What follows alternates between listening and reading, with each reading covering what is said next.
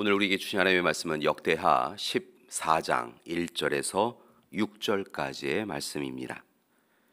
아비야가 그의 조상들과 함께 누움에 다윗성에 장사되고 그의 아들 아사가 대신하여 왕이 되니 그의 시대에 그의 땅이 10년 동안 평안하니라.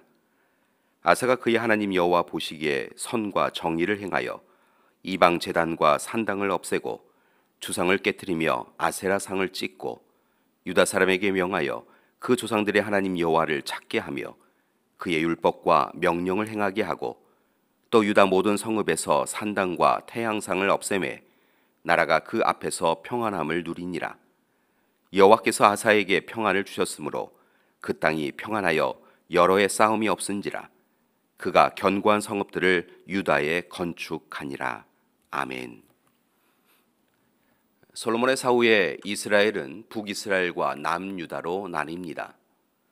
이때 북이스라엘은 여로보암, 남유다는 르호보암이 통치합니다. 남유다는 르호보암에 이어서 아비야 그리고 아사로 이어집니다. 그중 오늘의 주인공인 아사는 히스기야와 요시야와 같은 선한 왕으로 손꼽히는 사람입니다. 그의 헌신과 섬김으로 남유다는 전쟁의 위기에서 벗어나서 평화를 누릴 수 있었습니다. 1절의 말씀을 보면 약 10년 동안 그들이 평안하였다라고 기록하고 있습니다. 그렇다면 그는 어떤 일을 행하였을까요? 첫째, 그는 선과 정의를 행하였습니다. 아사는 앞선 두 왕 르호보암과 아비야와 대조적이었습니다. 앞선 두 왕이 하나님 앞에 악한 일을 행하였던 데 반하여서 아사는 하나님 보시기에 좋은 일, 바른 일을 행하였습니다. 그리고 그 일은 하나님을 기쁘시게 하였습니다. 둘째, 그는 우상을 제거하였습니다. 하나님은 십계명을 비롯하여 여러 말씀을 통하여 우상 숭배를 금지하였습니다.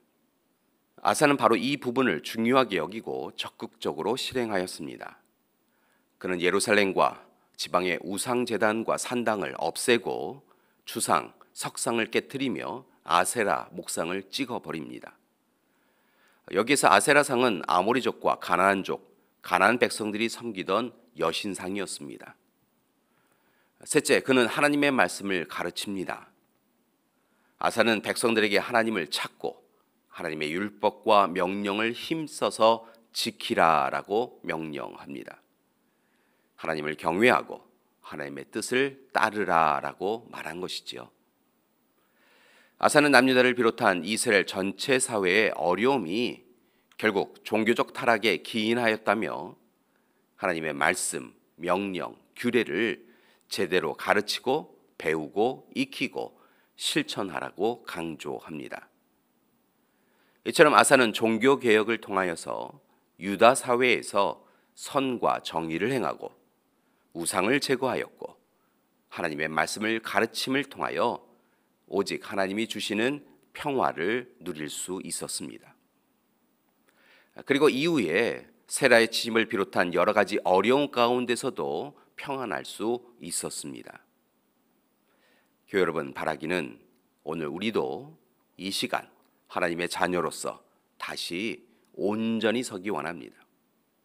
하나님 앞에 거룩하고 정결한 자로서 하나님의 뜻을 이루며 살기 원합니다. 이를 위하여 깨어 기도하며 날마다 하나님 앞에서 하나님 안에서 생활해 가기 원합니다. 하나님이 기뻐하시는 삶을 살아야 합니다.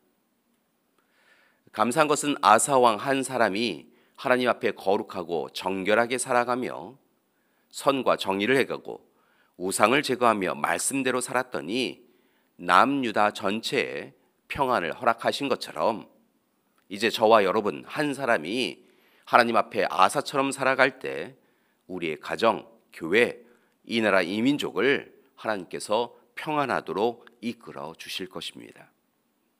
이 시대 그 어느 때보다 사회가 부도덕하고 비윤리적입니다. 부정과 부패가 가득하고 사회가 병들어 있습니다. 따라서 이때야말로 우리는 무너진 기초를 다시 쌓아야 할 때입니다. 이를 위하여 우리는 다시 하나님 앞에 서서 우리에게 맡겨주신 빛과 소금의 역할을 감당해야 할 것입니다. 세상이 살만하지 않는 것은 우리가 소금의 역할을 감당하지 않고 있기 때문입니다. 세상이 부패하고 썩는 것은 우리가 제대로 살지 않고 있기 때문입니다.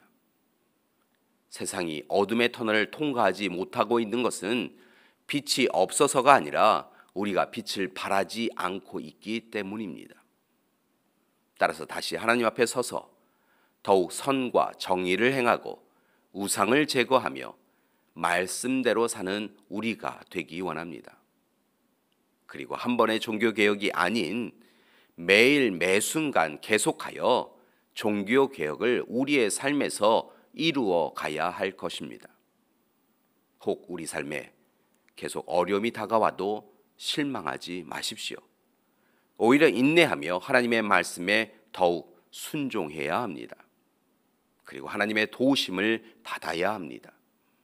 그때 하나님께서 우리와 함께 하시며 세상이 알지도 줄 수도 없는 은혜를, 평강을 베풀어 주실 것입니다.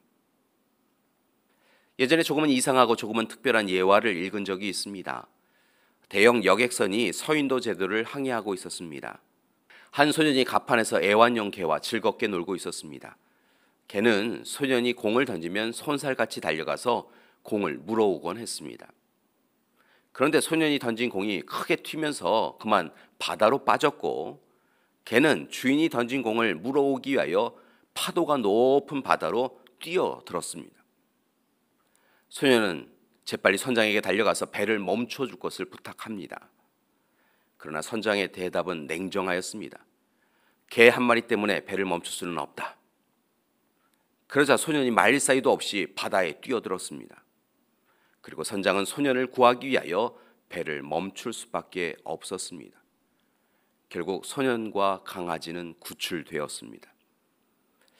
예화를 읽으면서 바다에 떨어진 강아지를 위하여 스스로 바다라고 하는 위험에 빠진 소년의 모습에서 예수님의 모습을 보았습니다. 예화에서 선장처럼 세상은 바다에 떨어진 우리를 구하지 않습니다. 그러나 예수님께서 우리를 위하여 바다에 뛰어내리셨고 우리는 예수님으로 인하여 구원받았습니다. 교회 여러분, 이제 우리가 예수님의 사랑으로 살게 되었다면 이제 우리도 그 사랑에 합당하게 응답하여 완전히 변화해야 합니다. 공을 잡기 위하여 어리석게 바다로 뛰어든 강아지가 되어서는 안 됩니다. 그런데 안타깝게도 우리는 탐욕과 욕망을 이기지 못하고 바다로 뛰어들곤 합니다. 참 어리석습니다. 교회 여러분, 이제 변화해야 합니다. 하나님 없이 살아온 어리석음에서 벗어나야 합니다. 그리고 오직 하나님의 은혜 가운데 하나님 안에서 살아야 합니다. 이를 위하여 아사 왕의 제안대로 선과 정의를 행하며 우상을 배척하고 하나님의 말씀대로만 살아가기 원합니다. 그때 하나님께서 우리의 가정과 교회를 평안하도록 인도해 주실 것입니다. 함께 기도하시겠습니다. 사랑의 하나님, 오늘 말씀을 통하여 아사 왕이 그의 할아버지와 아버지와는 다른 선택을 하며 하나님이 기뻐하시는 삶을 살았던 것을 봅니다. 하나님, 그로 인하여 그가 하나님이 주시는 평안을 누릴 수 있었던 것도 함께 보았습니다. 하나님, 어렵고 힘든 이 시대, 어둠이 가득한 이 시대, 불편함에 또한 힘겨움이 가득한 이 시대, 다시 하나님 앞에 서 나가는 우리가 될 수 있도록 도와주시옵소서. 우리 스스로는 이룰 수 없는 평안을 하나님이 주실 것임을 분명하게 바라보며 하나님 앞에 서는 우리 되게 하여 주시옵소서. 이제는 우리 주 예수 그리스도의 은혜와 하나님의 사랑하심과 성령님의 돌보시는 귀한 역사가 오늘의 시간 아사왕처럼 성과 정의를 행하며 우리에게 여전히 담겨져 있는 우상을 척결하고 오직 하나님의 말씀에 순종하며 살겠습니다 결단하고 다짐하는 우리 믿음의 가족들 위해 지금부터 영원토록 함께 하시기를 간절히 축원하옵나이다. 아멘.